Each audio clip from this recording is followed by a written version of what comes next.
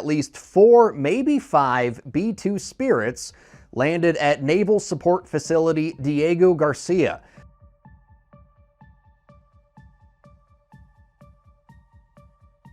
What if I told you that a tiny island you've probably never heard of, nestled in the middle of the Indian Ocean, is at the heart of a global power struggle?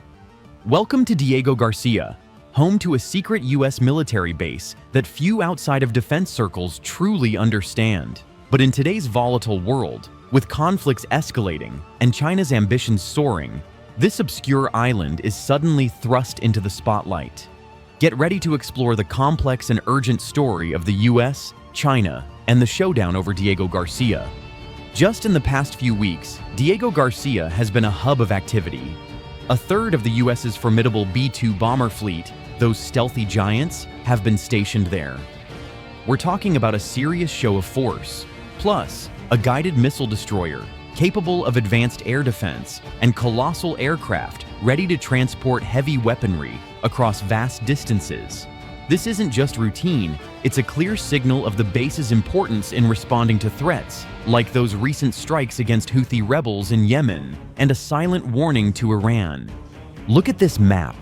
See how perfectly positioned Diego Garcia is? It's a crucial node, allowing the US to project power across the Pacific, into the volatile Middle East, and down through Africa. It's like the ultimate pit stop and launchpad for America's military might. But here's where things get really interesting, and potentially really concerning.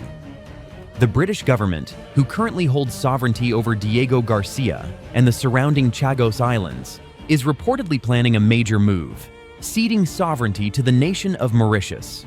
Now you might think, okay, so the flag on the flagpole changes. Big deal. But this is a huge deal. Mauritius has been building increasingly close ties with China. And the proposed plan? The UK and US would lease the base back from Mauritius. It's a complex arrangement, and it's raising some serious questions about the long-term security of this critical facility.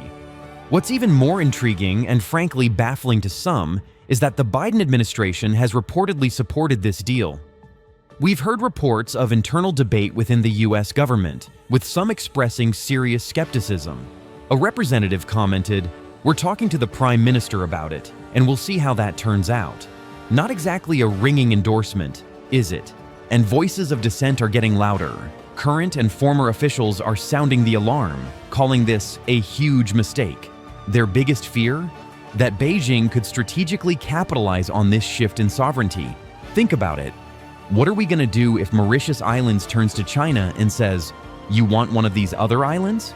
There's 60 of them to build a military base. Will you pay us money?" That might sound extreme, but it highlights the core concern, that a vital location could become vulnerable to the influence of a rising global competitor.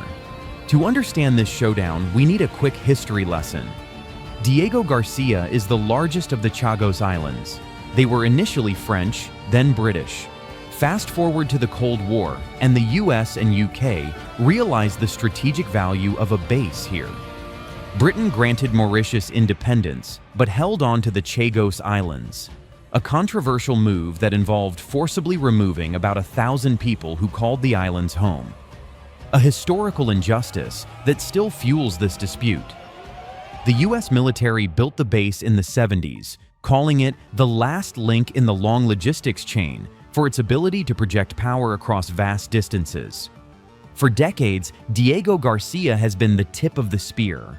Bombers based here can reach key targets while being relatively safe from attack. The infrastructure is incredible, capable of handling almost anything in the US arsenal, from nuclear subs to massive transport planes. Remember September 11th? The US pre-positioned hundreds of tanks and trucks on the island before airlifting them to Afghanistan. That saved an estimated 40 days and over $100 million. This base is a logistical powerhouse. It's also home to a crucial Space Force tracking station, vital for communicating with satellites in this remote region. And in a scenario everyone hopes to avoid, a conflict with China over Taiwan, Diego Garcia's importance would skyrocket. It would be a critical fallback and staging area if US facilities in the Pacific were targeted. Now, After over half a century of continuous operations, the British are reportedly ready to hand over sovereignty, and that's ignited a fierce debate.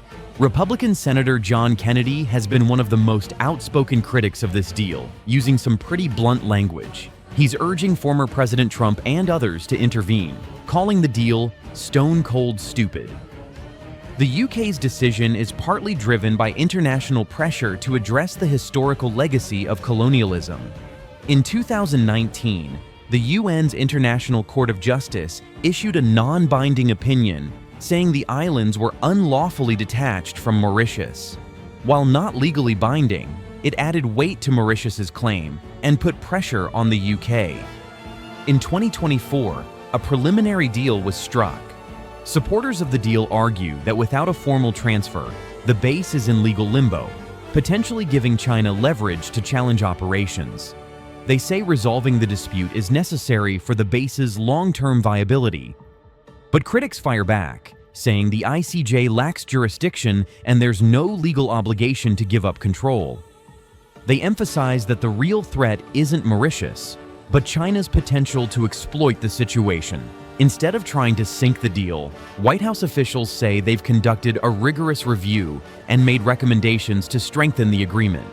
The core elements involve Mauritius getting sovereignty, while the UK and US retain access through a long-term lease, reportedly for billions of dollars. But despite assurances from the Prime Minister of Mauritius that he won't let China gain a foothold, the country's close ties with Beijing are a major concern. Mauritius signed a free trade agreement with China in 2021, and China is its largest source of imports. This relationship fuels anxieties that China could exert influence over Mauritius, and in turn, over Diego Garcia. As conflicts in the Middle East continue and the US increasingly focuses on China, concerns about the future of this tiny but critical base are likely to remain. As one expert cautioned, it's not that Diego Garcia is in danger the day after the treaty's ratified, but the direction ahead is very, very worrying.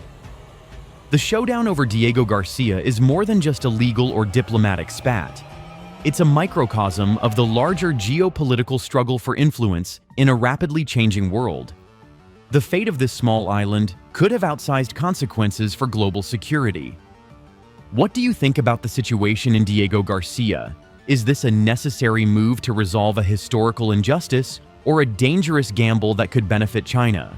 Let us know your thoughts in the comments below. And if you found this video informative, please give it a thumbs up and subscribe for more deep dives into global affairs. Thanks for watching.